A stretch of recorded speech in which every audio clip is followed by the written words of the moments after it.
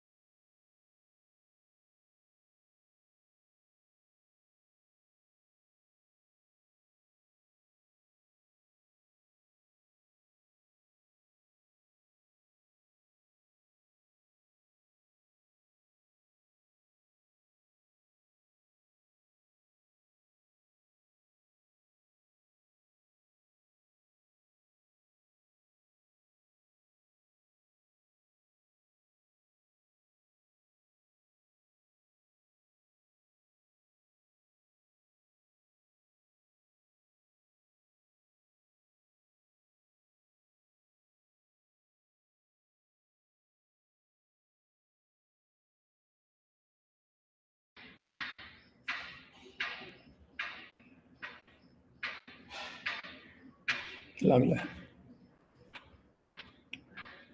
Video सुरू आहे.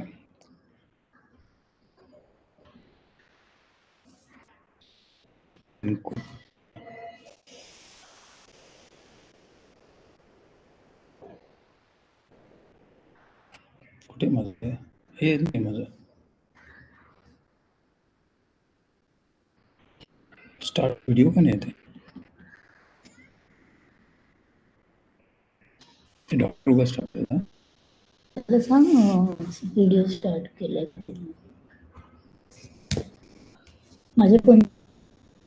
तुझ्याकडे आहे गुड का? Evening sir. नाही राहू दे करू.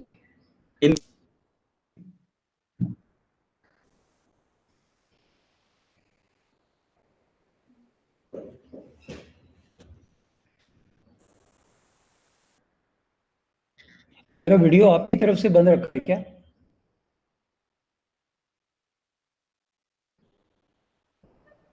नहीं, वीडियो तो ऑन है, मैं तो शेयर कर सकता हूँ मेरा, आपका भी आप कर सकते हैं सर. वहाँ पे You can see me? Now no, not yet sir. Not see me ना? आप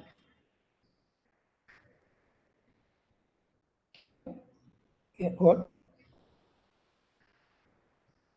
अनम्यूट किया है लेकिन स्टार्ट वीडियो नहीं हो रहा है. तिथि are you there? तिथि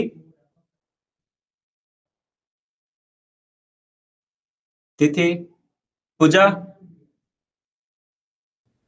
Yes, sir. पूजा एक बार चेक करो संजय इनामदार सर का. ये इनामदार सर का वीडियो क्यों ऑन नहीं हो रहा है? अच्छा, कोस्ट है ना सर. वहां पे क्या दिखाई दे रहा है sir?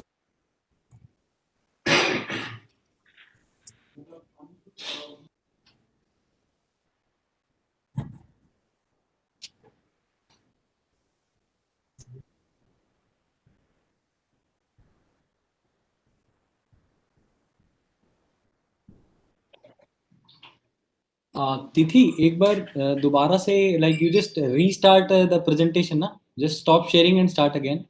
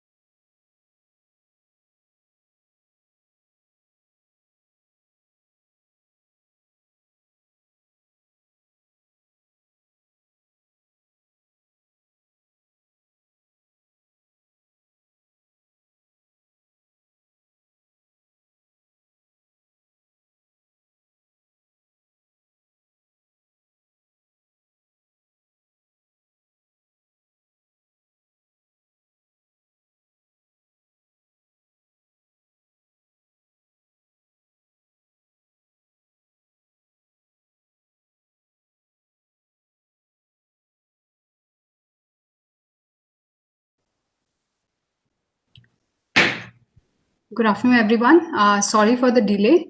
We'll start the session in another 5 minutes.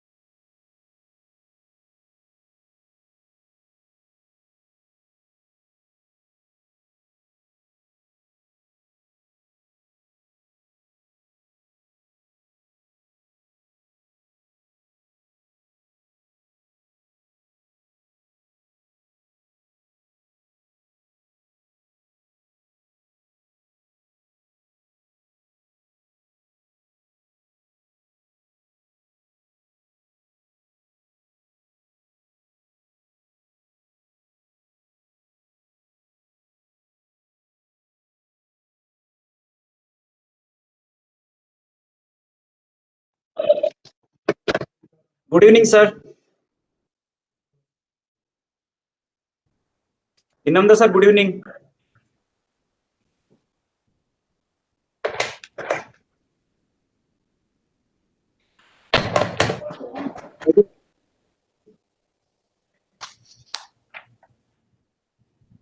Yes, sir. Your voice and image is now.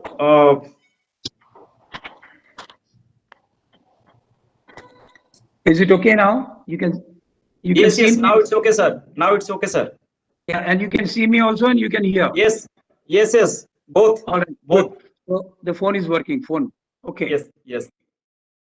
Pooja, how are Okay, you? Pooja. We will start. We will start then. I'm fine, sir. How are you, sir? Good. I'm good. Okay.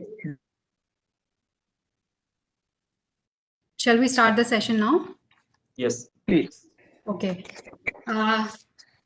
Very good afternoon. Good afternoon to all of you. I welcome you all on behalf of Ministry of Education's Innovation Cell for today's session. Today is second session for the phase 2 nominated faculty, and the title of today's session is Innovation and Startup Policy Implementation Strategy and Progress Monitoring at Higher Education Institution Level. Many of the faculty members have joined online for today's session, and there are in this session through our YouTube channel. The session is being live webcasted on our YouTube channel and will be available later on also. So it's my delight to share with all of you that we have among us Mr. Sanjay Inamdar, who is speaker for today's session. Mr. Sanjay Inamdar has over 30 years of industry and technology business experience in India, Europe, and USA that includes designing products and bringing them to global market. He is highly resourceful professional and has traveled extensively in India and in over 20 countries, in addition to European countries and USA. He has participated in a variety of seminars and events. He has interacted with world-class leaders like Mr. Shinzo Abe, the Prime Minister of Japan, Mrs. Carly Fiorina, former head of HP, and Dr. APJ Abdul Kalam, sir, the former President of India. He is passionate about teaching to the young minds of Asia. Mr. Sanjay Inamdar's area of interest are innovation, entrepreneurship policy, and leadership, and he uses a combination of time-tested methods, Harvard's famous case study method of learning. So a very warm welcome to you, sir. I welcome you for today's session. And now I invite you, sir, for sharing your experiences with the faculty from the education institutions who have joined today's session. Yeah, sir, please. Yeah. Pooja, before I start, can I make a small request to allow me to unmute on my laptop? Because everything else is coming. When I try to unmute, they say that you can't unmute on your own. I think Okay, sir. you have Let to me do check, it. sir. Please. I'll do that, sir. Yeah.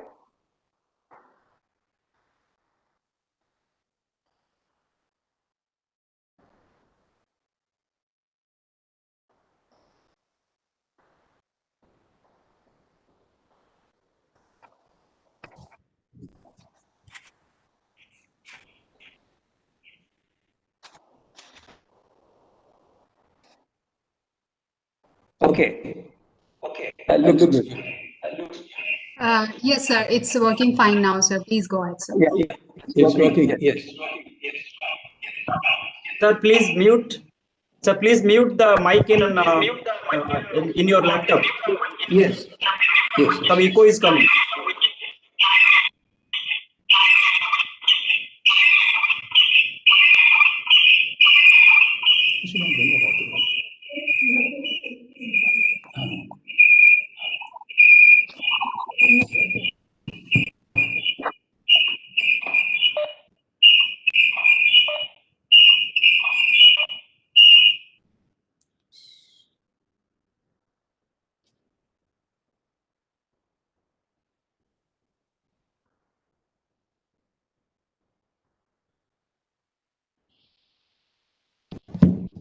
Are you able to listen to me properly?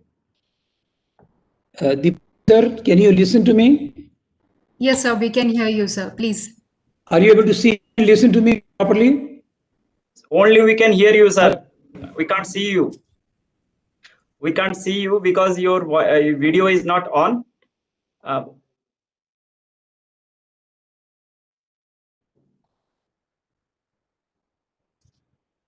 Hello? Yes, sir. We can hear you, but we can't see you, sir.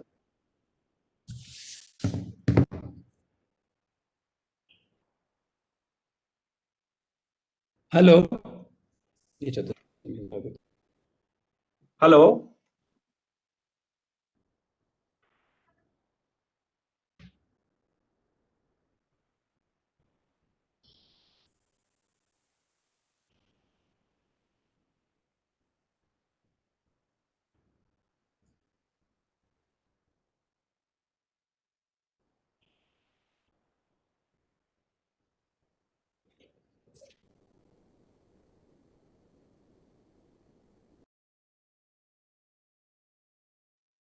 Yes, sir. Please go ahead, sir.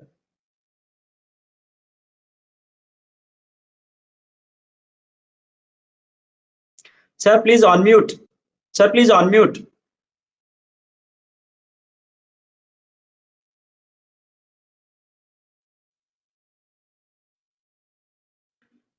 Inamdar sir, please unmute.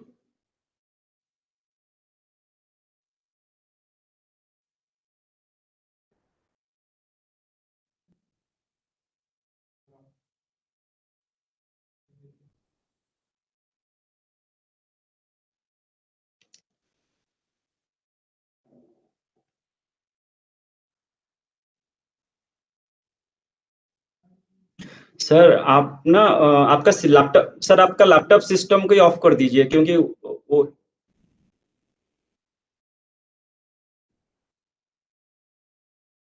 आपका वो phone वाला हम ये कर देंगे, क्योंकि हाँ आप लैपटॉप बंद करिए, क्योंकि लैपटॉप से इको आ रहा है और उसमें वीडियो नहीं आ पा रहा है। आप फोन से ही कीजिए सर, आपका फोन। हाँ हाँ, तो ये आपका उसमें क्या नाम है सर? उसमें संजय इनामदारी है ना? सेम है, फिर मैं उनको बोलता हूँ उसमें।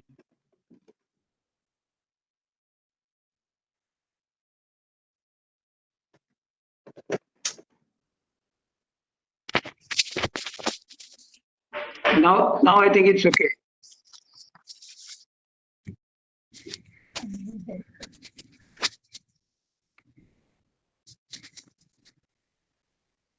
Is it okay now? Yes, sir, it's okay now, sir. We can see you, we can hear you, sir. Are you able to hear properly?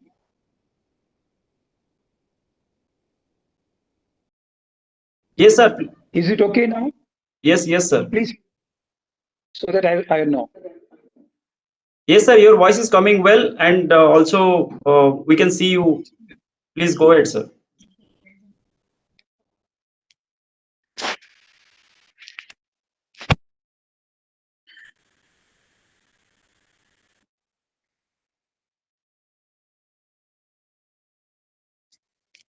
Hello.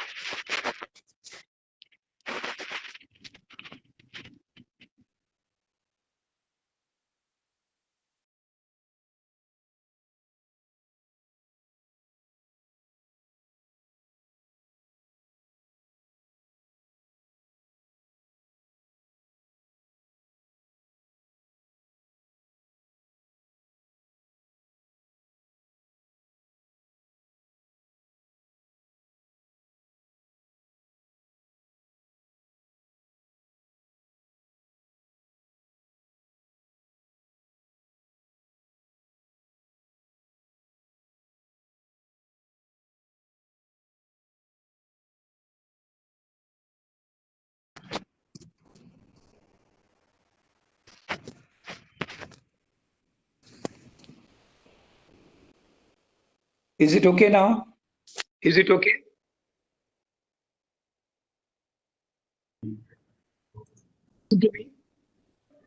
Yes.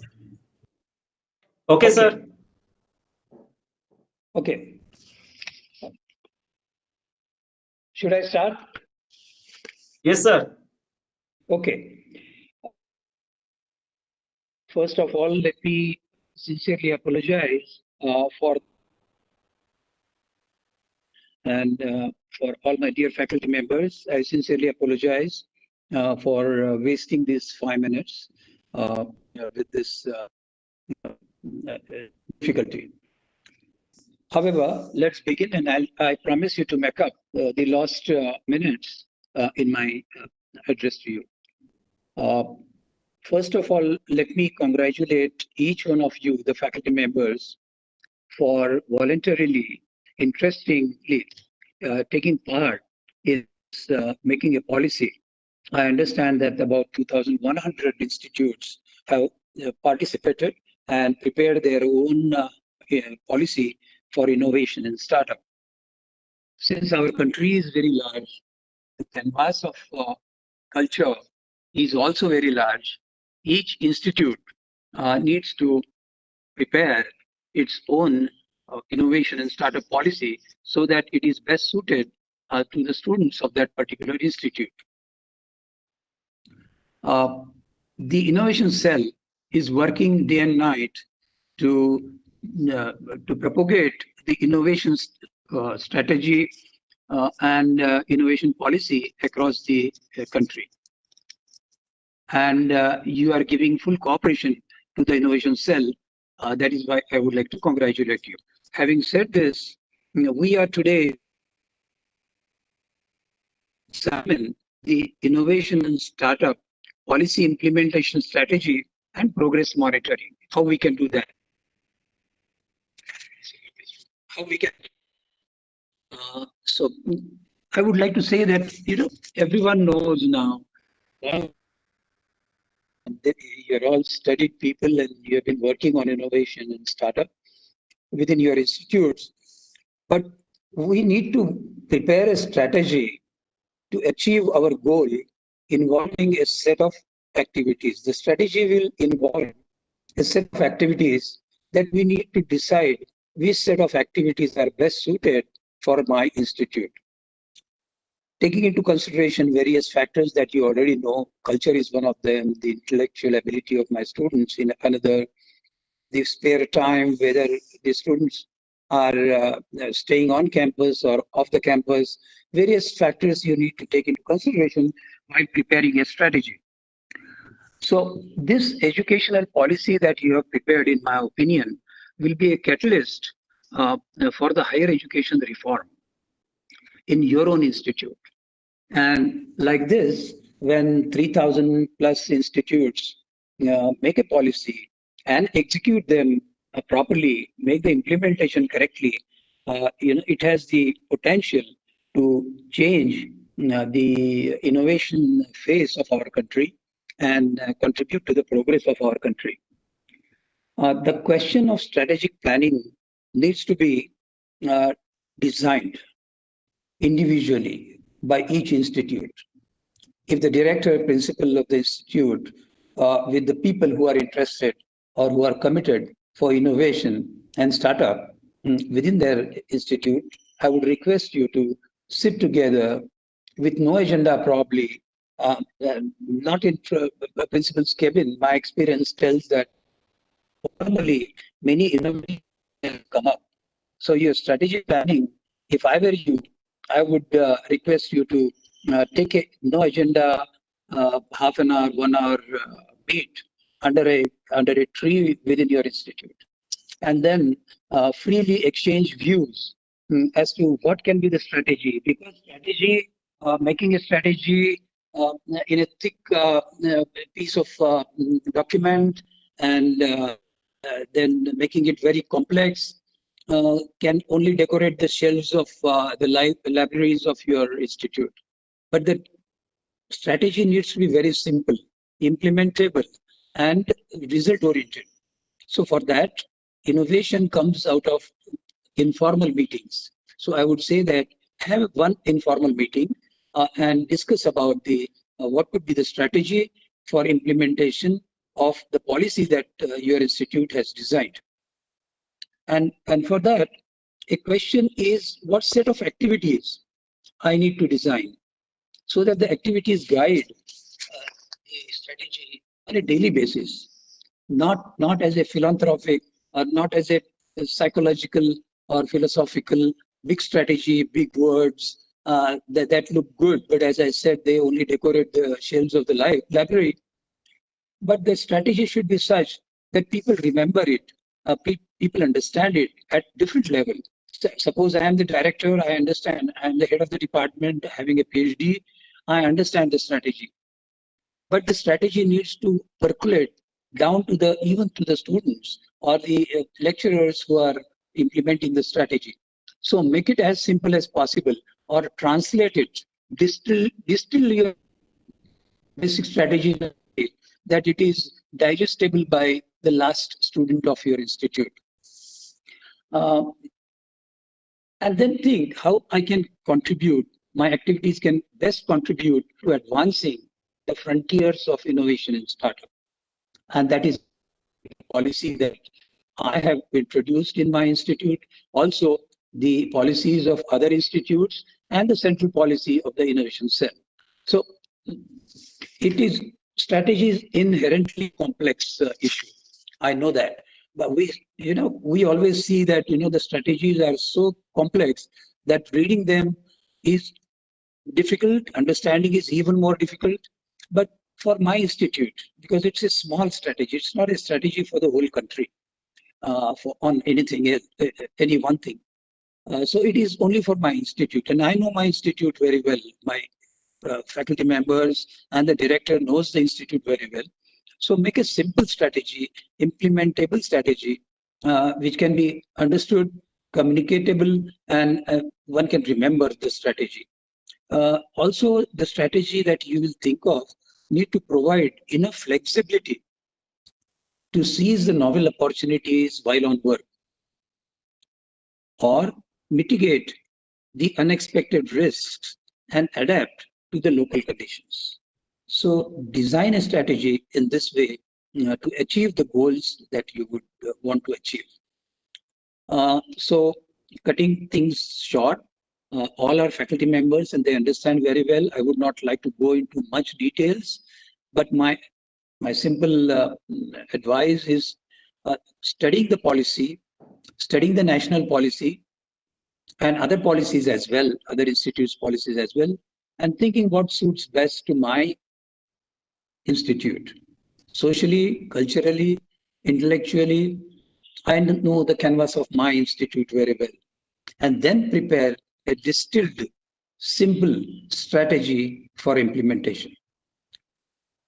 Actual implementation on ground is also even more important than preparing the implementation strategy.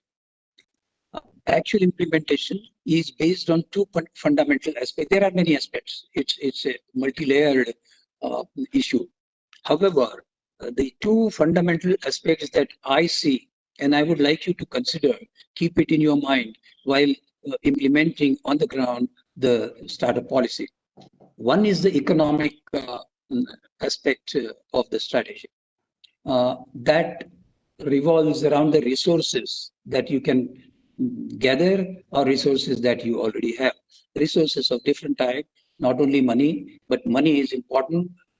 Human resource, you have the faculty members, and the director especially. If I am the director of an institute, I would see for potential people who would be developed into champions of innovation startup for my students. So I would not get a faculty which is ready to implement immediately, but it is, as a leader of the institute, it is my job, it is my responsibility to understand the potentials of my different faculty members and choose the right faculty member who is good with the students and also can come up in line with the policy that my institute has prepared. So this is one. One is the resource challenge. I would say challenge, and challenge is very interesting in my opinion. And the director, along with all the faculty members, can address this challenge. And the second, which is even more important than resources, is the attitudinal challenge. The attitude carries some bad meaning, but I don't intend that meaning. I intend to say that attitudinal challenges are adaptive challenges. Resources challenges, we know. So-and-so resource, if I gather, I can buy a machine which is useful for my production department. But attitudinal challenge are such that you need to change the attitude of the people, mind of the people.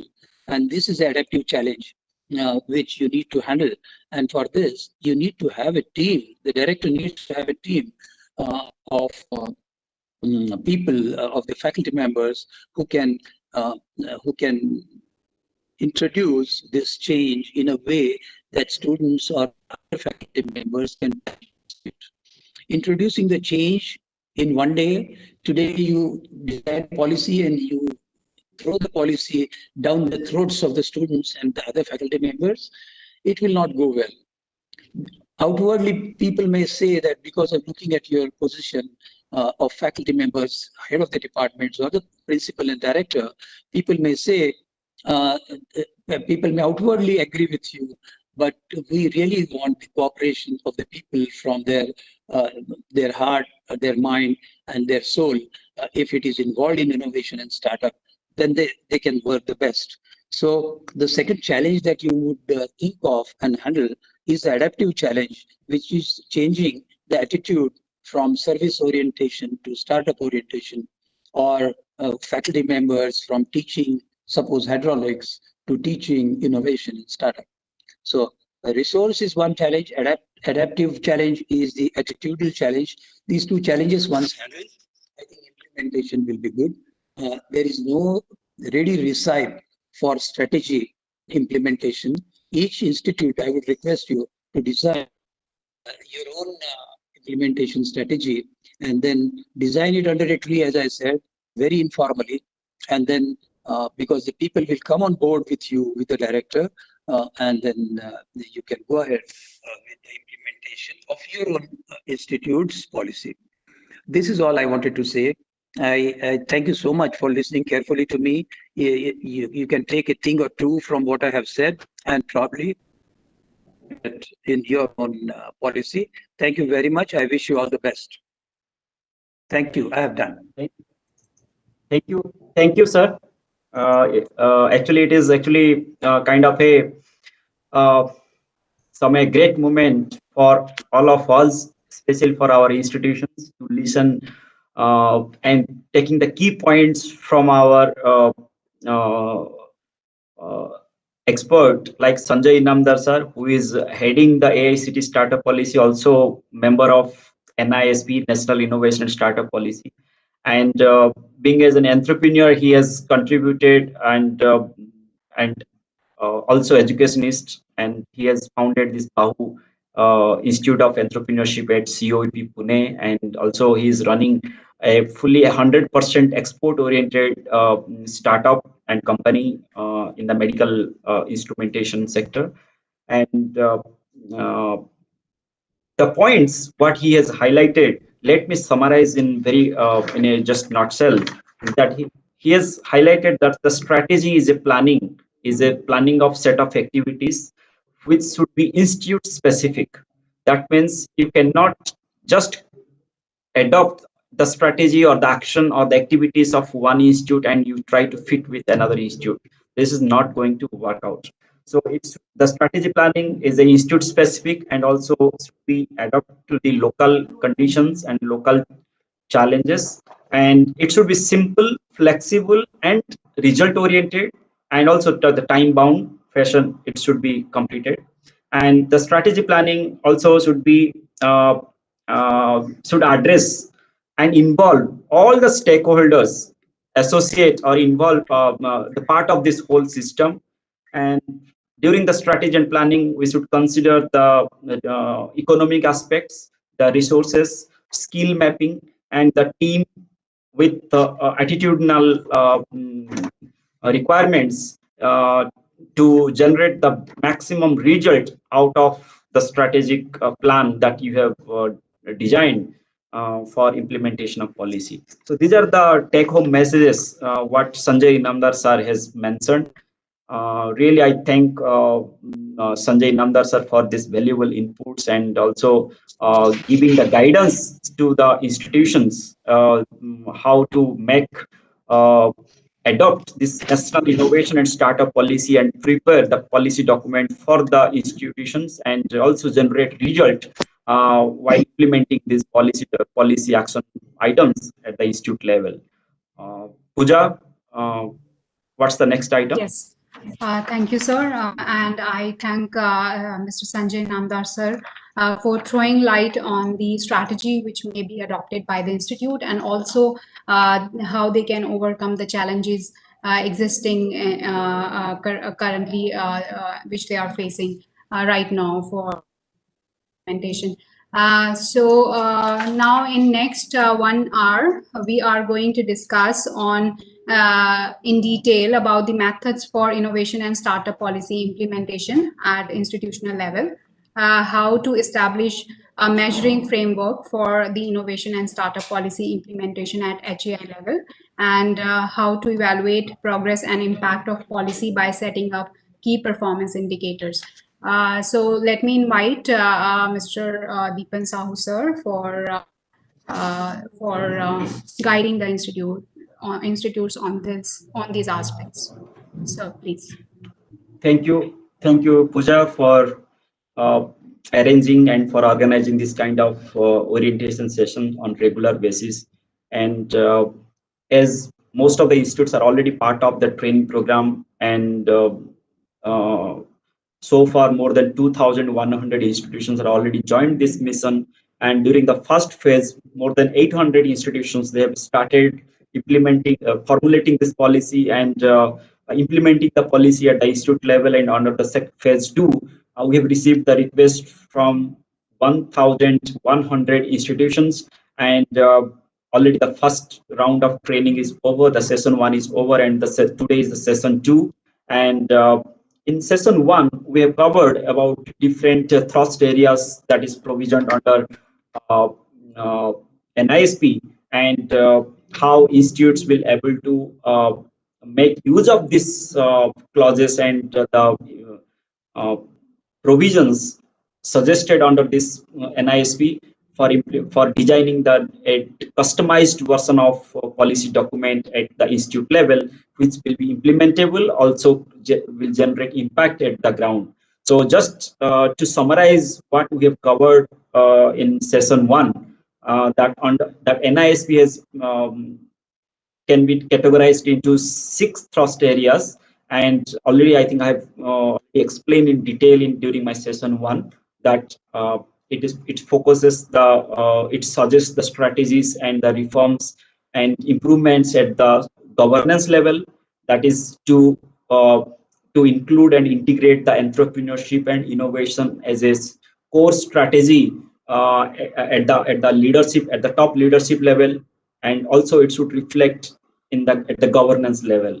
And the strategy should to leverage and to generate more innovations and entrepreneurs from the academic by creating innovation pipelines and pathways for entrepreneurs. And also this at the governance and the strategy level focus is to build the organizational capacity and the human resources ability, and also channelizing the financial resources, and also provisioning incentives for the executive staff and the team to involve and to coordinate and organize this kind of activities and the programs at institute level. The second thrust area was to set the norms for faculties and the students to engage in the innovation activities, and to establish startups and run the startups during the academic itself. And also this second thrust area focus on different incentives in terms of attendance, consideration of some shortage in the attendance because of involvement of that particular student or faculty student in innovation and entrepreneurship activities. Also there is a sabbatical and a leave and year leave for the students and faculties if they want to pursue innovation and startup, and after that they can join back, and also other facilities that already have explained during my session 1. Similarly, also the third thrust area is on creating the infrastructure and the facilities related to incubation and the pre-incubation at institute level with a phased, designed and phased manner. And the fourth thrust area is on IP ownership rights and generation of technologies, and how to take these technologies to the ground in terms of either technology licensing or through startup mode. And the fifth thrust area is focusing on bringing different pedagogical interventions and introducing different programs, either it may be short-term, elective, or core courses, credit courses, or short-term courses on innovation, entrepreneurship, and intellectual property right. And the sixth one, which is measuring all these measuring the progress of all these thrust areas, and guiding that you are moving in the right direction or not, and what kind of impact you are creating through these interventions. Is all these things are part of the 6 thrust areas, and the collaboration and co-creation and relationship with outside experts and continuous knowledge exchange to have a very dynamic startup innovation ecosystem in the campus is integral to all these thrust areas. So these are the thrust areas in nutshell what I had covered in my session 1, and today I'm going to cover this implementation of how to plan and implement this kind of policies, and how to formulate the policy at the institute level, and how to take it forward so that that ecosystem will evolve, and also it will benefit the students and faculties, and help them to achieve the goal to become an innovator and entrepreneur. And also I'm going to cover this measuring framework and how to prepare an action plan at the institute level, and how to convert this action plan into a policy document, and what are the task sheet or the to-do list for the institute to start with. So before I get into this, so I want to highlight the certain measuring frameworks which are already exist, and if we will understand these frameworks, then I think it will be easy for us to correlate and also adopt certain components which are already in the action, and we have to take the piece of things which is suitable to our local context or suitable to our institutional context. So I hope you all are aware about the Global Innovation Index, which is more acceptable ranking of countries based on the type of innovation ecosystem or the startup ecosystem exists in that particular country.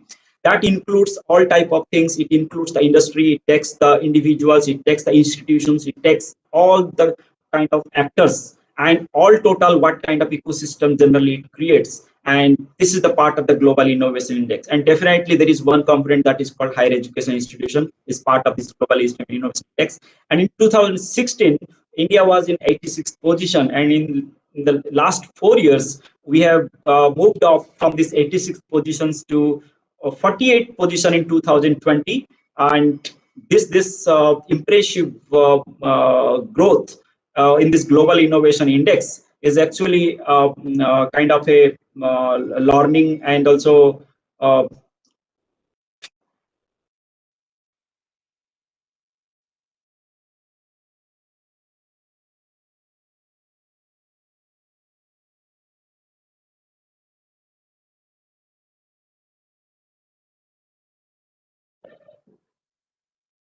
okay, so this is one of the Global Innovation Index, and this is more acceptable index to the most of the countries. And the next one is called Global Entrepreneurship Monitoring Report, GEM report. I think most of you are aware about this GEM report.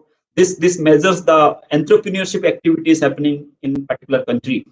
And now another index is also there. It is called the Global Entrepreneurship Index. This is a recent one, and now also most of the countries they are also started participating in this Global Entrepreneurship Index. And the Indian version of ranking, it is called Atal Ranking of Institutions on Innovation Achievement.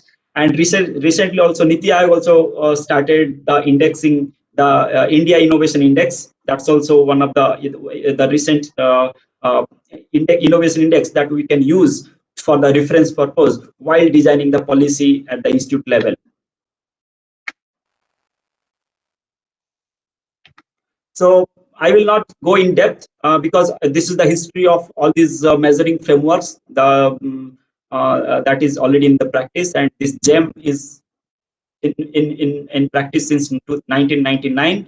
And ease of doing business of World Bank, it came in 2002, and Global Innovation Index, it came in 2007. The Global Entrepreneurship Index, it came in 2016, and the Atal Ranking of Institution on Innovation Achievement, ARIA, it came in 2019. And also DPIIT, they started ranking the Indian state based on the startup in 2019.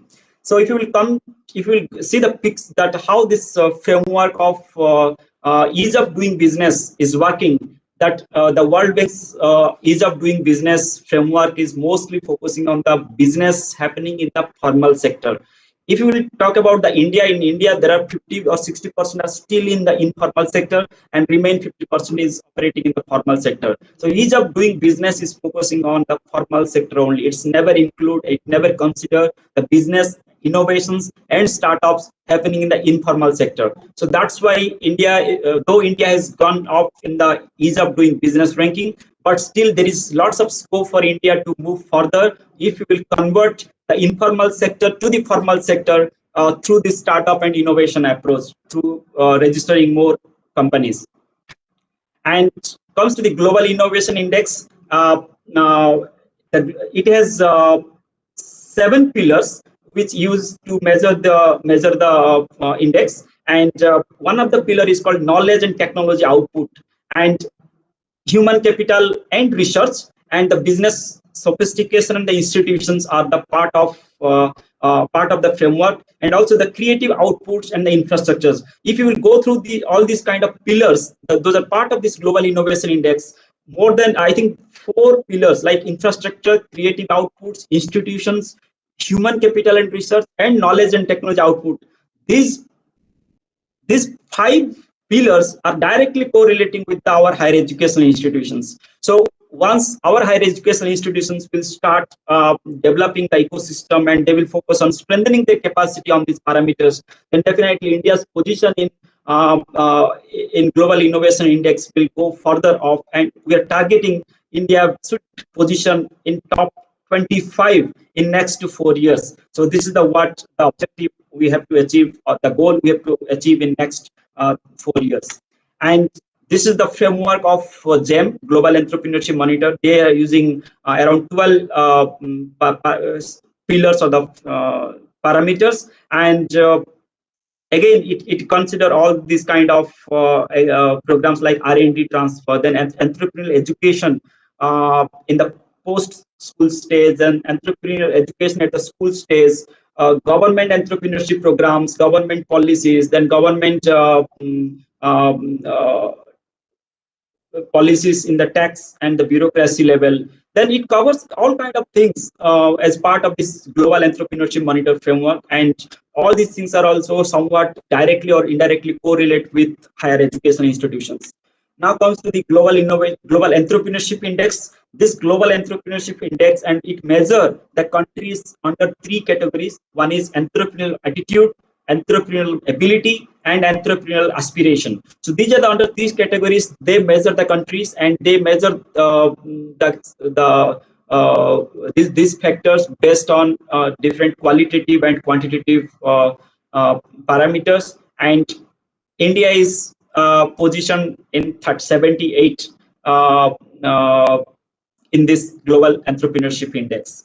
And India has lots of opportunity to move up in this ranking, because our country has more than 50% workforce falling under the youth category, and our youths are developing their creative mindset. And if the opportunity will be given to further enhance their creativity and entrepreneurial capacity, then definitely India will also move up in this index. Now comes to the Atal ranking. I hope most of your institution are participating in this Atal ranking of Ministry of Education. And the framework of Atal ranking has categorized and classified the whole ecosystem exist in our higher educational institution into 7 parameters, or the 7 areas.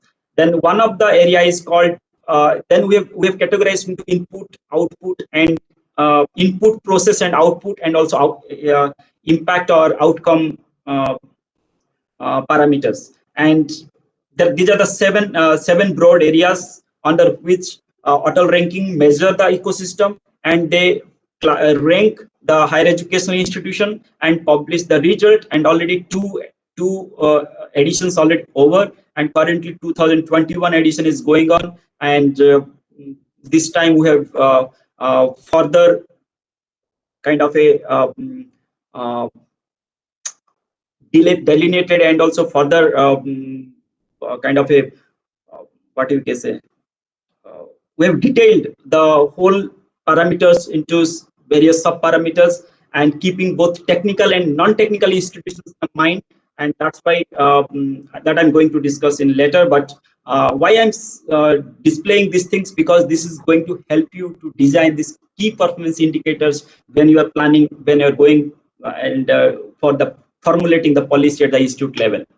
So this is the policy process analysis that we have already discussed in the first session 1, and it starts with the mission statement, and every institute should integrate and include the entrepreneurship and innovation as one of the mission statement to achieve in next 3 to 4 years. So this is, it starts with the philosophy level at the mission statement level, and also orienting the leaders of the institute towards innovation, towards adopting the innovation and entrepreneurship in the institute. And during the policy formulation phases and also the implementation and further impact creation, we have to use all these things. We have to define different concepts, we have to refer various documents, and also we have to brainstorm among the experts and the stakeholders to identify what is going to work and what will not work. And accordingly, taking the situations, taking the context, also taking all the factors into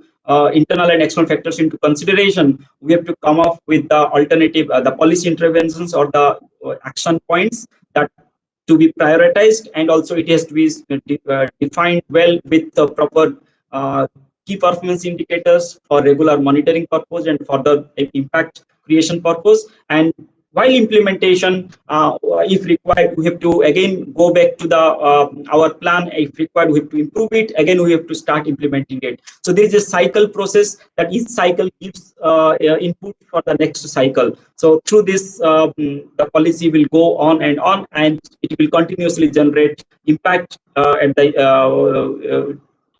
at the institute level in terms of generating more innovations and more entrepreneurs and enterprises from the academia. So I think this part is already covered.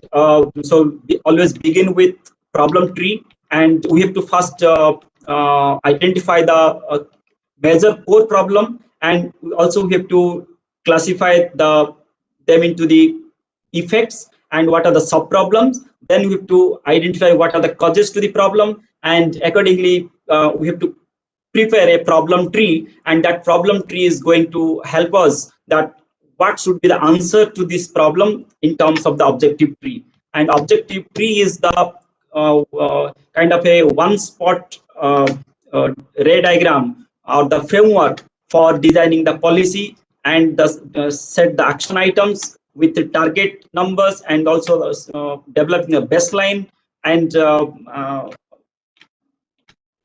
developing the key performance indicators. So these are already I have covered last session, so I'm not going to repeat again. But the first step is to start with problem tree, then convert into the objective tree or the policy logic, then start defining the different components, and also developing different clauses and norms for the things. Now comes to the how this NISP policy adoption will happen at the institute level. So when you will start this problem tree or the objective tree preparation, so you also have to understand what are the programs at Ministry of Education, how these are actually interrelated and correlated to each other. So consider that at the institute level, it starts with policy formulation. This is the first stage of the NISP adoption. And once the policy formulation happened at your institute level, then it is called the policy implementation. And policy implementation means that what action items you have decided, you have set to achieve, and what are the targets you want to achieve, and what are the ultimate goal you have fixed for during the design of that policy. That is called policy implementation. And what is the impact or the outcome generated from each and every activity, it is called policy impact. So the whole process classified into 3 phases: policy formulation, policy implementation, and policy impact creation. So now you all are in the stage of policy formulation. So and National Innovation Startup Policy is a guiding framework, is giving you the input for the policy formulation. So this is the one of the program of Ministry of Education. And now we are handholding you, now we are training you, now we are trying to provide you the different documents, guidance, and also reference documents to have a policy document at your institute level. Once you have that document ready at your institute for the implementation, then you will move to the second phase called policy implementation. The policy implementation, generally most of the institutes have established these institutions innovation councils. These IICs are ensuring that throughout the year certain activities related to innovation entrepreneurship, so that our students and faculties get the information. Also they get aware about different concepts and approaches related to innovation. Also they get opportunity to get engaged to develop certain innovation startups during their academic period. So this IIC and the whole the members of IIC, they are going to help you in policy implementation process. So just see that how it starts. It starts with policy formulation with support and input from National Innovation Startup Policy, and gradually when the policy is ready for implementation, then IIC will come into the picture, and IIC is going to help in the policy implementation, because this IIC is already already having a competent members from both students, startups, external agencies, and the internal faculties, and those will help in implementing this NISP.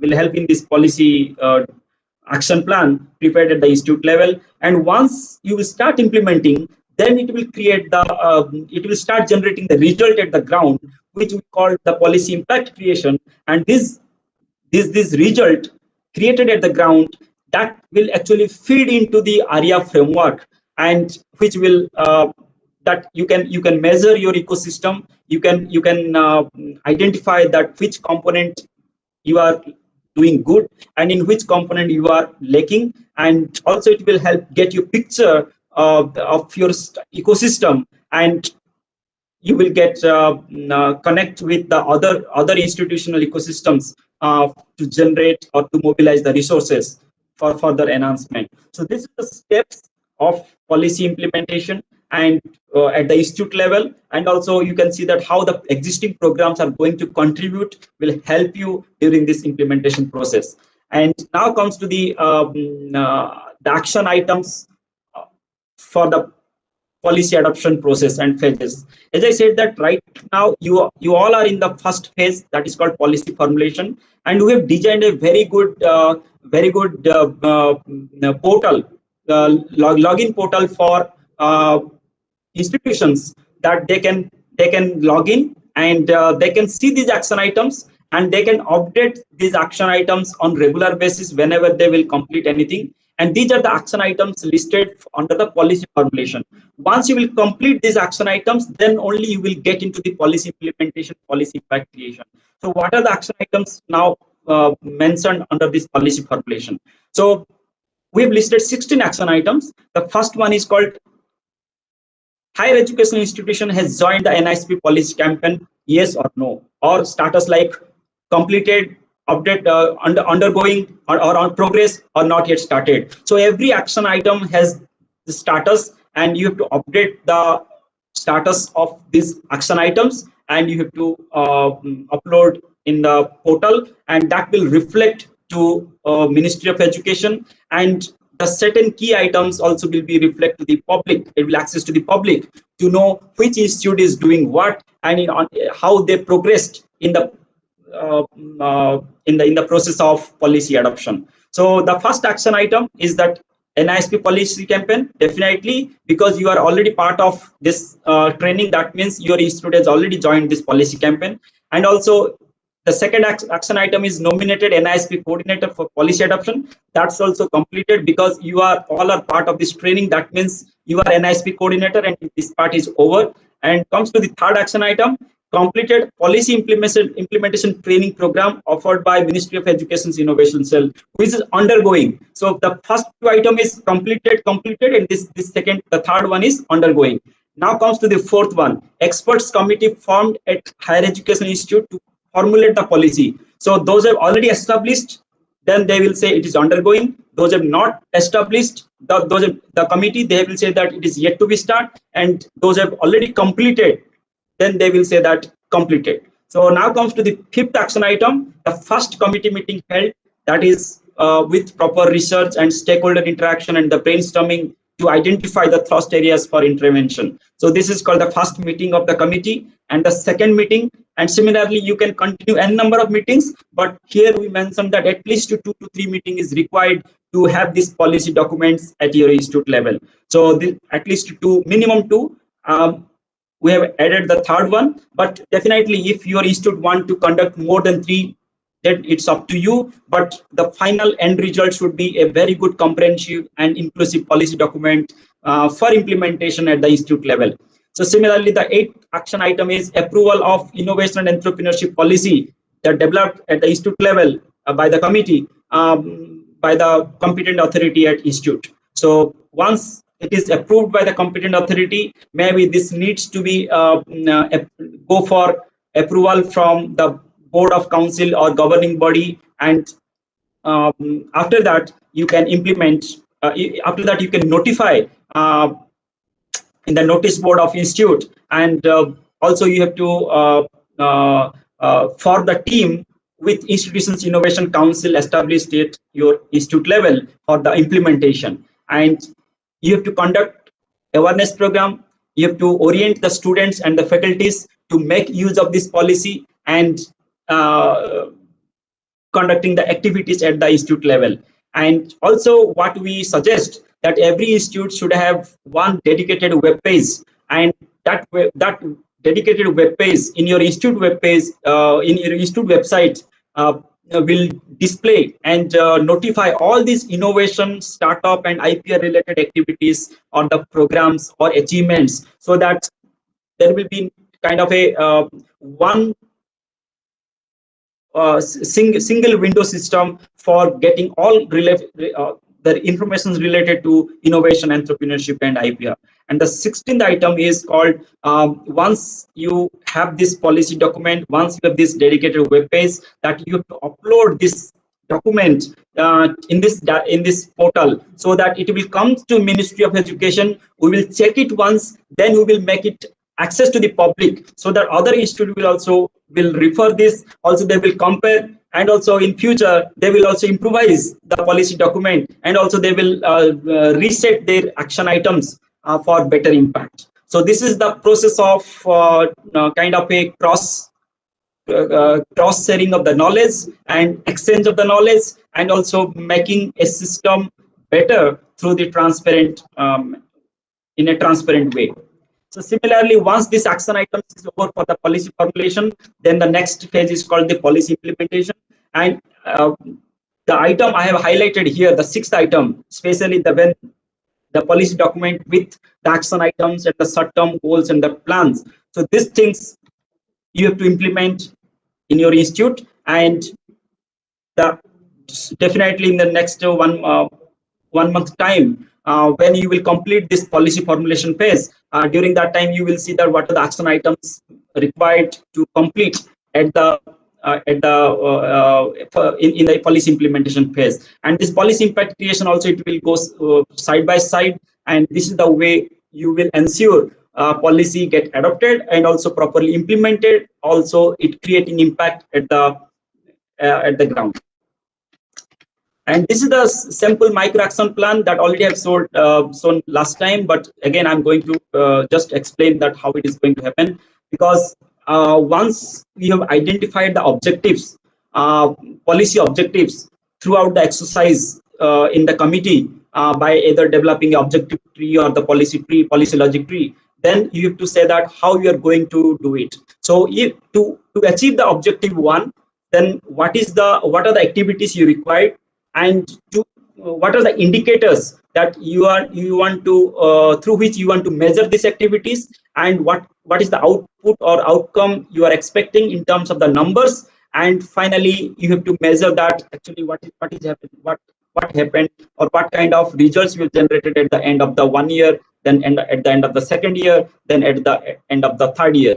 But before you start implementing, you should benchmark your effort. What is the current status? So consider just take one example. If you've set up that you want to support incubation support to the innovators and the startups or the student startups, then first the benchmark is that how many such student innovations and the student startups you are supporting now.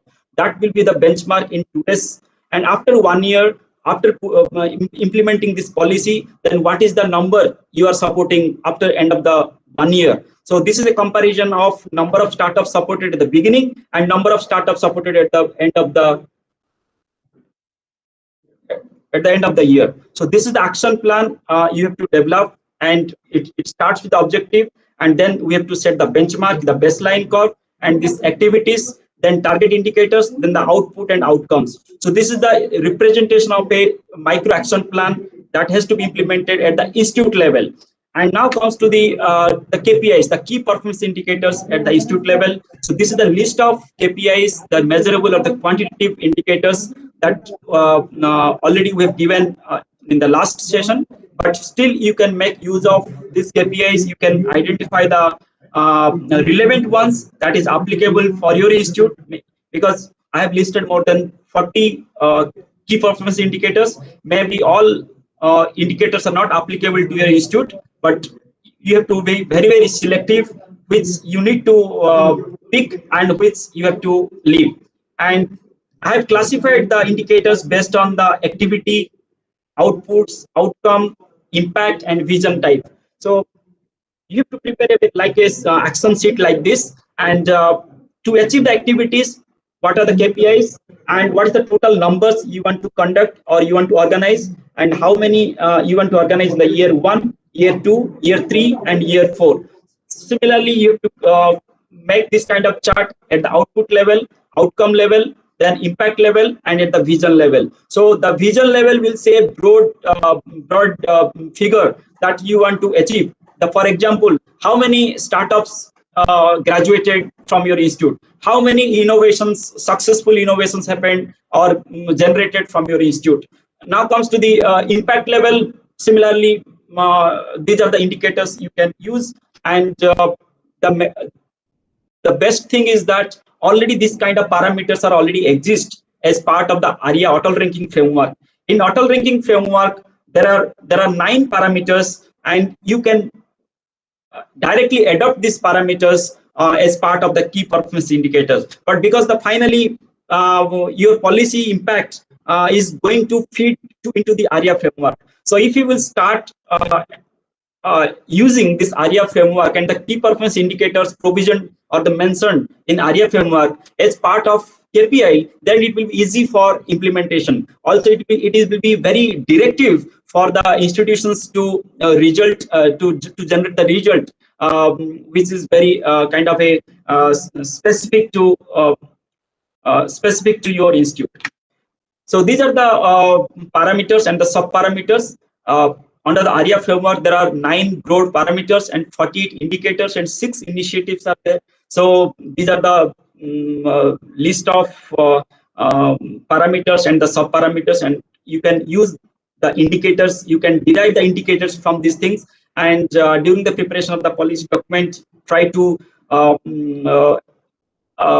accommodate as many as such indicators. Maybe certain indicators will not applicable to your institute, then need not to forcefully fit that indicator, but try to fit as many as indicators so that it will be more inclusive one, will be more comprehensive one. And these are the parameters, these are the sub parameters. I'm not going to go one by one, but it has covered all the things that actually should be part of the ecosystem. So the final line is that select the appropriate one and set year-wise target and prepare the action plan. So this is the regarding this is regarding action plan preparation, setting the KPI, key performance indicators, and ARIA framework is the best one to adopt, and use of the parameters and sub parameters as an indicator. And Now I will request Pooja to demonstrate the login portal that we have designed to receive the progress update from our higher education institutions on continuous basis, so that the progress on the activities will reflect that will be visible to the Ministry of Education. Also, we are going to display the major achievements to the other institution and the public for reference purpose.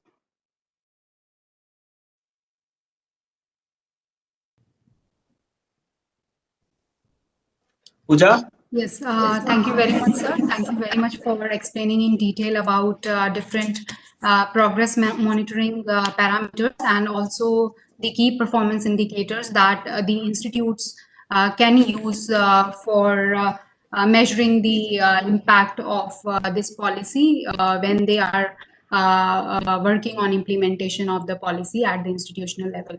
Thank you very much, sir. So now I'll share my screen and will give you a live demonstration of the dashboard that we have created for progress monitoring of the institute.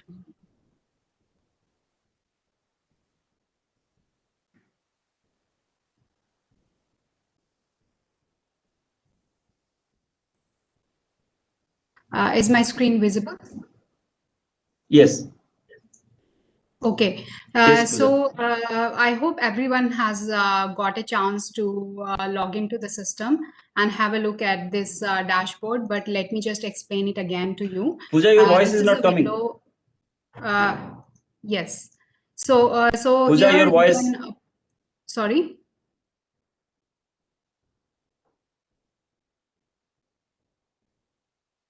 Okay.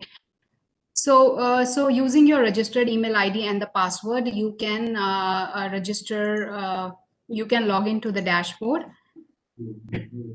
Pooja, Pooja, please start from the beginning.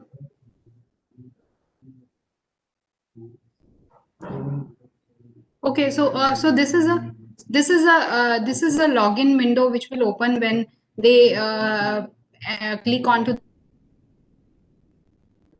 So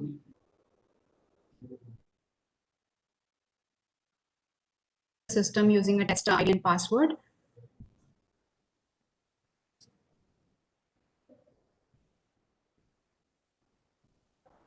I hope my screen is visible to everyone. So this is a dashboard that opens up when you log into the system, and you can see that on the screen. This is the India's map where it's different how many NISP adopting institutions are there in different states of the country. These are shown on the screen, and on the bottom side of the screen, different types of institutions which are now part of the NISP adoption process are visible. You can go to the profile tab. Right now, we have not given any option to the faculty for changing the details of either institution or nominated faculty by themselves. If there is any change suggested by them, they can write to us on our email ID. Then the faculty will go to the update progress task, where 3 different tabs you can see on the left side of the screen: policy formulation, policy implementation, and policy impact creation. So right now we are working on policy formulation, in which there is a list of 16 action items as shown on the screen.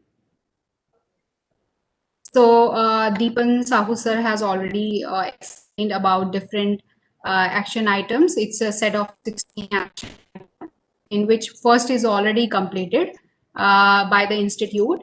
What you can do is, if you want to change these right now, so if you have not uploaded any status, you can click on this tab on the right side of the screen, and you can change your status. Earlier, if you have uploaded under progress, later on you can check the completed option and then can submit it to us. Right now, for phase 2 nominated faculty, we have only asked for updating the progress of first 4 action items. In case the institutions already are having a committee, they can also work on the action item number 5th, which is the brainstorming session with the committee members. So these are the 4 or 5 action items which we have asked the institutions to update the progress on for the phase 2 faculty. For phase 1 faculty, they are already in process of completing all these 16 action items, and we have also received an update. Just to inform you, very soon all the details from the other institutions will be available on our website, and the policy documents and also the link of the web page that these institutes have created after screening of this information, and same may be referred by the other institutions which are in process of formulating their policy through a policy formulation committee. So once each and every action item status is updated by the institute, only then the institute will be able to click on the declaration box and submit it to us. The declaration, clicking on the declaration means that institute, the nominated faculty has discussed discuss the status of these 16 action item with the head of the institute or the competent authority at their institute, and they have prepared this status report after a through discussion with them, and this they also give consent that progress on the task with current status may be made available for public access on Ministry of Education's Innovation Cell webpage. So yeah, I think that's all. And I think the most important thing is that you have to, because here this is the status of during the phase 1. That's why you are seeing the action completed for most of these items. But generally, it will start with action item 1 and 2, and there you can say completed 1. But the rest of the things, even though you have not progressed, you have to upload. You have to make the status not yet started. Something like that, and you can't submit simply keep leaving the action items blank. So for every time when you are going to submit at the finally, you have to update the status for each and every action item, and you have to submit. Then only it will reflect properly to the Ministry of Education. Neither the half information will not reach to us. So please ensure that Yes. you update each and every item, and finally you click the submit button at the end of the page. Yeah, very right. The other impact creation will be coming soon, where we are going to share another set of action items with the institute for taking actions on. And you can always anytime contact us for any query related to NISP implementation. We'll be happy to help you out. Now now there is a question and answer session. We'll take for next 15-20 minutes. We have received more than 150 questions from different education institutions, and many of the questions we earlier discussed in the question and answer session, which we organized on 19th of January. And also we discussed some of these questions in the last session. So what I will do is that I'll announce the name of the faculty who have submitted these questions, and I'll mention, and then we will take on one by one. If you have any question, you can also mention the same. I just checked the chat box on our YouTube page where the session is being live webcasted, and also in the chat box here in the meeting. I haven't received any question, but if you have any question, you can definitely post it to us, and we'll try taking all the questions today. So first, Mr. Shubhranshu from Kashipur Michael Madhusudan Mahavidyalaya, West Bengal. He's asking, how do we start this program in a rural undergraduate college like ours? So, sir, if you have already attended first session, we have already answered this question. But, sir, would you like to answer this again? So, in today's session, if you will see the slide, the last 4 slides, especially the ARIA framework that is mostly will be used for the developing the KPIs, key performance indicators. In that case, if you will go through the ARIA framework, ARIA web page, you will get the whole the report of ARIA 2021, the ARIA framework, where we have this year we have included the ecosystem for technical education and also the ecosystem with parameters for the non-technical education. That means this ARIA framework is going to meet the requirement, and also it satisfies the ecosystem needs to be developed, both technical and non-technical. As your institute is rural and graduate college, that means you are running technical or non-technical, there is no much problem, and you can adopt the ARIA framework and you can formulate the policy to achieve the ARIA framework, the indicators, the parameters mentioned under the ARIA framework. Just we have to only take the you have to take some caution that identify the indicators which is applicable to your institute, rather than trying to address all the parameters, which is not possible for every institution to do it, except some deemed universities.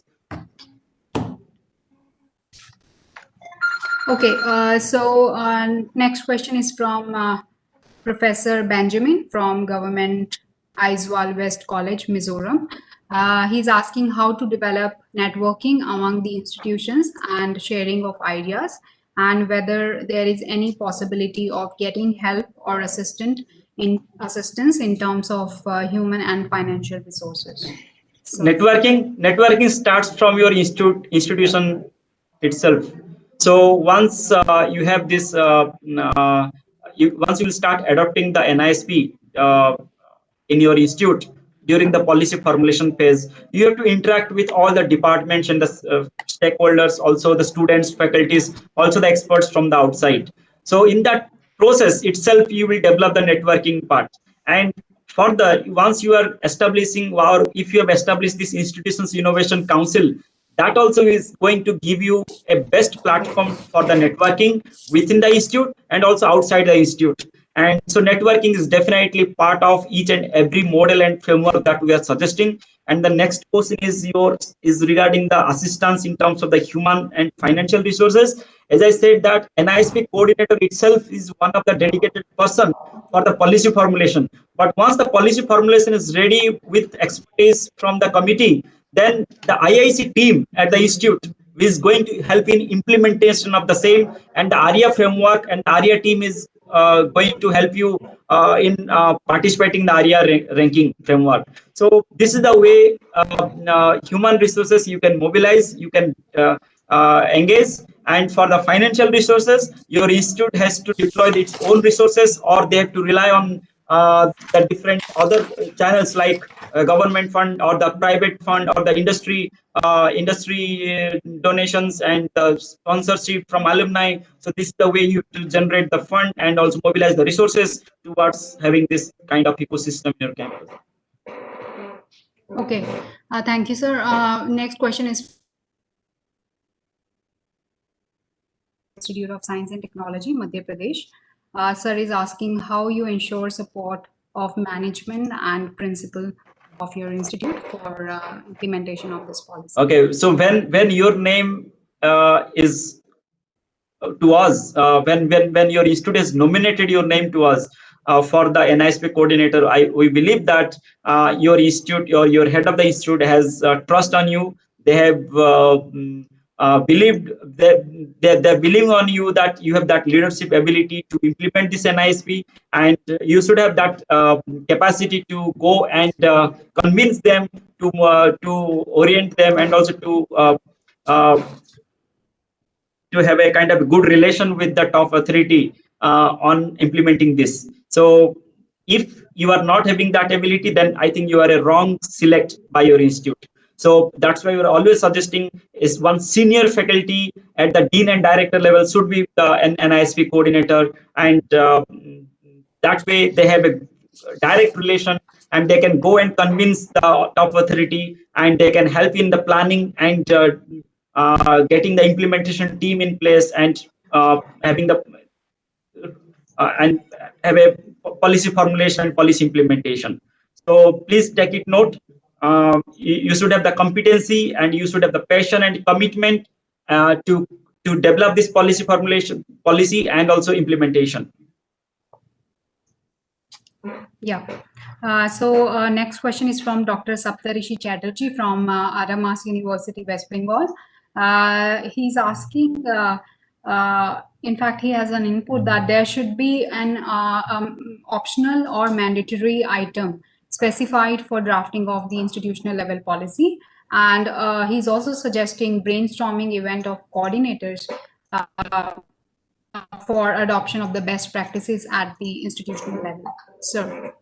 The policy guideline, what we have prescribing, that means it is a prescribatory nature. It's not a compulsory. And once your institute will adopt and get approved by the Board of Council, then only it comes to the mandatory. So we have prescribed, we have suggested certain things which will help you to get a better clarity and also a reference point for implementation or the policy formulation. So this is the one part, and the second one is called the brainstorming session for the coordinators. And mostly we're organizing this kind of training sessions is one way of getting your query cleared. And in future, once you will start uploading the progress in the portal, then also we will start organizing certain kind of a brainstorming session among the coordinators. Or also when you will see that which institute is adopting, and there also you can have your internal, you can develop on your own the connections to get the best practices that is adopted in other institutions. So don't always rely on government to feed everything. It is not possible, and that's why you have identified as a policy ambassador and the policy leader from your institute, and you are now the policy. You are going to play that role of leading and initiating and also implementing the program. Very rightly said, sir. Dr. H.N. Suma at BMS College of Engineering, Karnataka. The attendance for students and entrepreneurs is under the university control. We need to inform the university for this option. Okay, so in that case, I understand being a affiliated institute, definitely you will get problem in especially this type of clauses where you need approval from your affiliating university. So in that case, it is now very important for that particular affiliating university to adopt this policy. So you can tackle in two ways. The first thing is that what are the clauses mentioned, what are the factors or the points we have suggested. You have to be very selective about which points that you can adopt at this context, and what are the bottlenecks exist, so that you will defer certain points for the next year or kind of a next phase of implementation. So please prepare the action plan with selective in nature, that which can be implemented at the immediately, which is for the midterm, and which is for the long-term implementation. And in that way, you have to prepare the action item, and meantime you have to write and also you have to coordinate with the university regarding this, so that they will, because we have already sent communication to all the universities. Now institutes also role to create a pressure on the university to start or to initiate certain steps towards accepting or towards adoption of this kind of policies at the university level. So both the ways, from our side we are writing, also from your side also you approach to the university. And for the rest of the things which is easily adaptable without much prior permission from the institute, you try to adopt that one first. Yeah, very right, sir. Dr. VG Sridhar from Vellore, Tamil Nadu. Sir is asking the important communications from the ministry should also go to the head of the institutions, so that it becomes easy for them to execute the process. Yeah, completely, completely agree. Already, I think, yeah, sir, please. Completely agree with your proposal, and sometimes we send direct communication directly to the NISP coordinator, and certain things we communicate to the institutions. We assume that you have the very good relation with your higher authority, so that we have taken your name and your name is proposed to us, and after that we assume that you are the key person who is going to communicate, also establish the relation, also will ensure proper implementation of the program. But this is also a way we can reduce the communication asymmetry in certain cases. So in next time onwards, we will also mark CC to the head of the institute for all the communication we make to NISP coordinators. Thank you, sir. Right, sir. So I can see in the chat box of our YouTube live session, many are sent to thank all of for your kind words. Also, the faculty are asking for a PPT of this session. So just to inform you, we'll be sharing the presentation of this session with all of you very soon after this session. Now, another question is from Dr. Sanchita Ghosh Chaudhary from Xavier Institute of Tribal Education, Jharkhand. Ma'am is asking for entrepreneurial impact assessment. Can the institute develop its own indicators, or will it have to follow a pre-developed measure? No, yes, of course, you can design on your own, but because there is ARIA framework is there, and there are other frameworks are there, so definitely you can select the best one, and in some cases you can design on your own. But only the ultimate goal is to achieve is that how to produce more innovators and more startups and entrepreneurs from the academia. That is the ultimate goal, and to make it happen, you have to do so many things, and most 98% cases we have already prescribed, and if still you have something more innovative, definitely you can go ahead. Right. So in the chat box of this meeting, I can see many questions on the expert committee constitution. How many members should be there? What should be the constitution of the committee? I think we have already covered this question in the last session, and the session video is also available online. So, sir, would you like to answer this again? In simple answer, so minimum 5 and maximum whatever you can accommodate. So you start with minimum 5 with the two members from the internal and remain 3 from the external, and representation from the startup community, ecosystem enablers, incubation unit kind of things, and it will give you a better perspective to understand and also develop a suitable action items.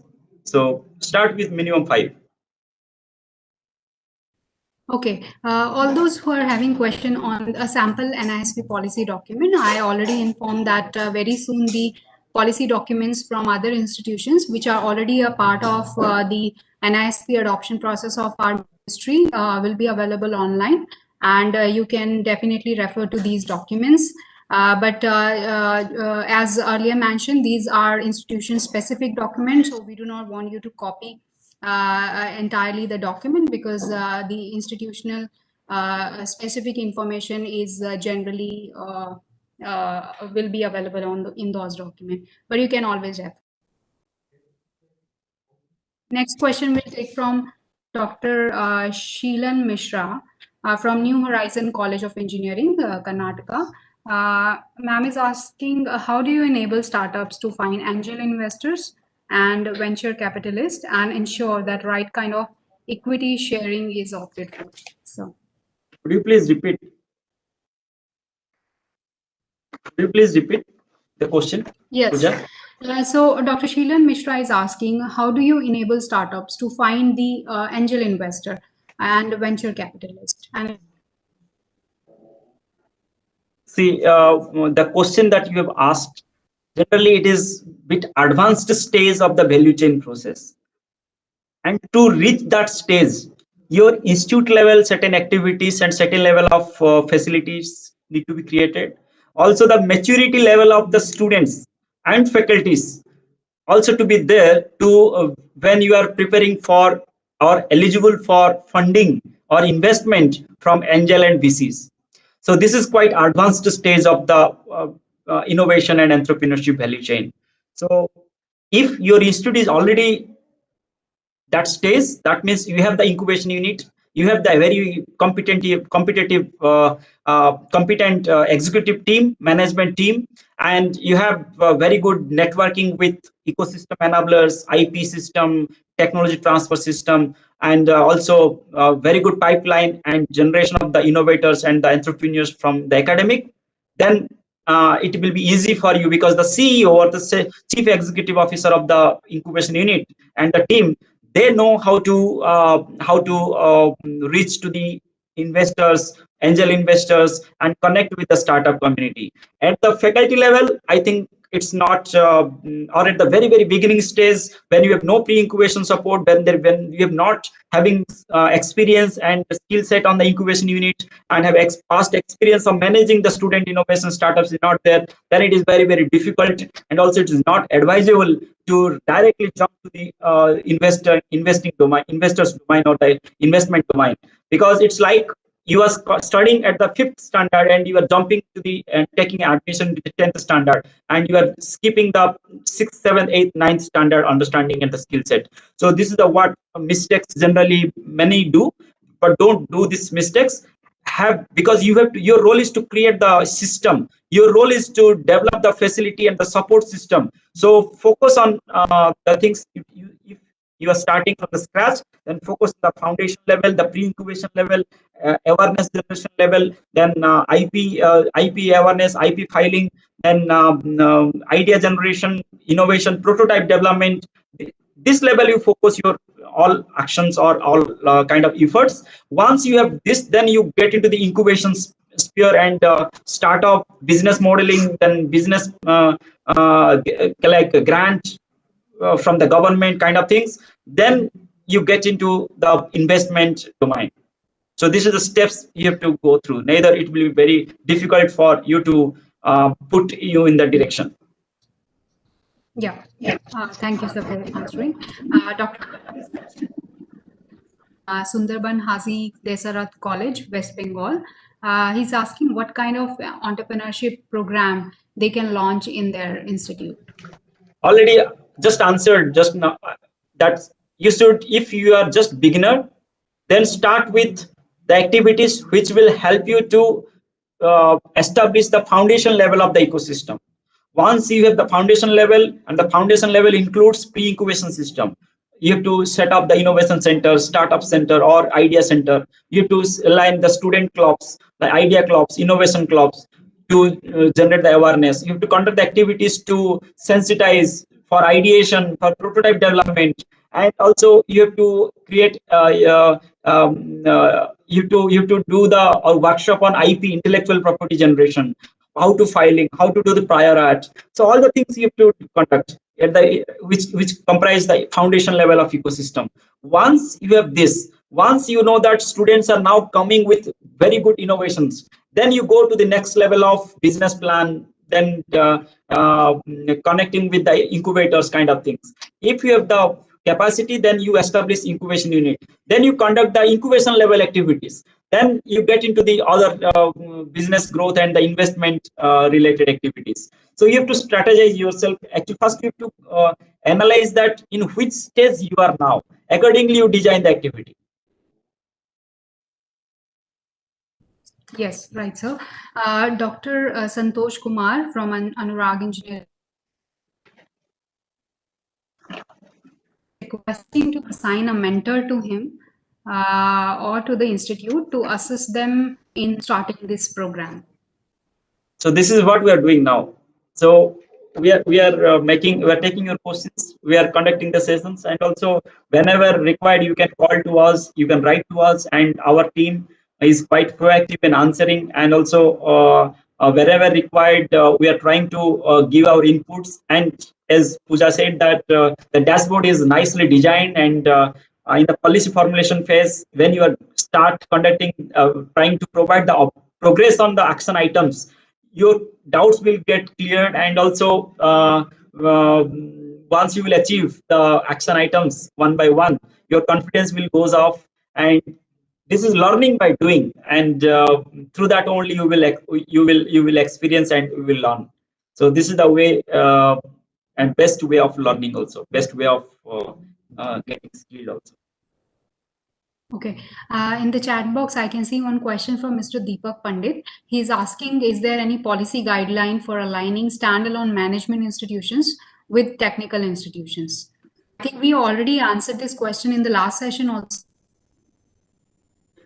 The guideline is there is only one guiding framework, that is called NISP, and we believe it will fit for both technical and non-technical, standalone and also university level. As I said, this is a prescribatory in nature, so you have to see that which item or which clause or which statement is more applicable to your institute, and you pick that one. And if you see something which is not at all possible, then you drop that one. But try to accommodate as many as items, so that, as I said, that you will able to create a better, vibrant ecosystem in your campus. And ARIA framework is also quite inclusive one, and this try to meet the requirement of both technical and non-technical institution. So already I've said that how this ARIA, NISP and IIC, all three are correlated, and how it is aligned with the policy adoption process. And if you will understand that one, then I think most of the doubts will over. Yes, very right, sir. Can be given by the institutions based on whether they are technical or non-technical in terms of different KPIs. Okay, so next question is from Mr. Abhinav Azad. He's asking, can we expect any financial support from the ministry? See, this NISP formulation is completely responsibility of the institute. Once you have the once you will have the policy formulation, once your policy is ready, then that policy plan should accommodate, and it should work out the strategy of mobilizing the both financial and human resources from different sources. You should not rely on only one source, and definitely there are already sources from the NITI Aayog, DBT, DST, and state governments are already funding, and there are private entities through CSR, they are also funding, and every institute have a very good alumni network, and also they have their own funding system, because there is a kind of a strong alumni, and also there is a admission system where every institute can allocate at least 1% of up to 1% of the total fund towards promoting this innovation and startup. So that way also you can plan. And definitely from Ministry of Education, on time to time basis, we came up with we come up with certain schemes, funding supports, and recently AICTE has the one scheme called Idea Lab, establishment of Idea Lab. Similarly, through IIC, we also organize various programs, training programs. Also, we fund to organize certain sessions. Also, there is something like different new programs are upcoming. So there are different ways of organizing so many things. Don't stick to a only narrow focused mindset that only money will come from the government, then only you will implement. If you will think on that way, you will never able to implement, and the ultimate objective what institute is looking for is never going to achieve. So this is the institute's responsibility. Like every institute has established one placement cell, similarly this is also one of the way to enhance the employment and self-employment opportunity for the students. So every institute should take it as a voluntarily, they should take it as a own responsibility, and I think every institute has the ability to explore the different avenues for mobilizing the resources. But definitely from our side, we will try our best to pass the maximum benefit in terms of the funding, in terms of the training, in terms of the guidance to our institutions.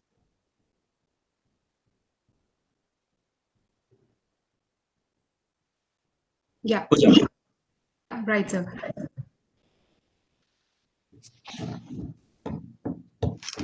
So I think it's over, or still?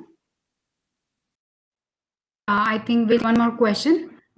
Yes. Mr. Shashikant Verma is joining us through the YouTube live, and he's asking, is there any criteria for selecting the committee members?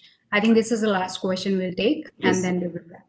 See, the criteria is again very simple. So because this committee is going to design a very comprehensive and inclusive policy framework at the institute level to promote innovation and startup. That means the members should have the expertise, understanding, and have some experience in policy formulation or program formulation. So who are the suitable for this position, for this kind of committee? Definitely the head of the incubation unit, or also in some extent the innovation center or the research park, or you can also approach to the industry associations or IPR cell or technology transfer offices head, or IP experts. Then also you can approach to the government units, those are promoting innovation and entrepreneurship. So this is the way you can approach. And also there are experts like experts from the ecosystem enablers like Indian Angel Network, then NEN, then TIE. So these are the organizations, those are operating and those have the quite experience. Also you can approach the founder, startup founders, entrepreneurs, alumni entrepreneurs. So you can approach them to become part of the expert group. But make sure that you select right people, those are going to actually help you to design, and also design the policy that is implementable. Simply designing, having a 5-page document is not enough. It should clearly tell that what is the objective, what are the things you want to achieve, and what is the how many numbers you want to achieve, and what is the timeline. So all the things should be defined very clearly. And if you want if you want to adopt certain components from the NISP, then you clearly mention that how that is going to be utilized, or the students or faculty is going to benefit.